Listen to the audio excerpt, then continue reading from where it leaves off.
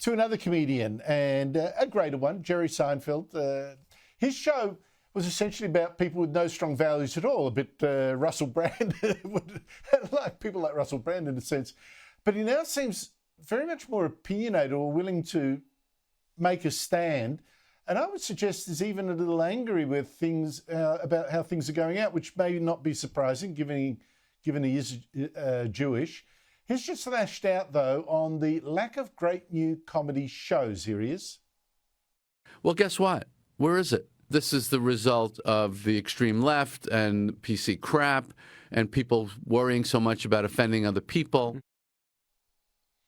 Esther, is this just an older guy talking about the good old days, or is this a genius who has diagnosed the real problem? Because I note, for instance, that John Cleese of Monty Python fame and Fawlty Towers has said much the same.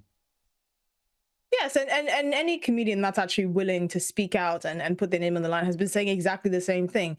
The left and the PC culture are killing comedians, and it's killing what they're known to do. To be a comedian, you should be able to push the envelope. I mean, free speech is probably the most important part of their profession, and you have people getting offended because you have jokes about trans people, and apparently that's punching down. Look at how much heat that the likes of Dave Chappelle have taken just for doing their job. And he's right. You can see it all along the comedy circuits. Netflix and all these massive streaming channels, they basically package up comedians that haven't actually put in the work, done the grind. They package them, give them all these like sort of set jokes, okay jokes to tell, and then they just give them specials. There's not really any heart in comedy because everyone is too scared of offending people.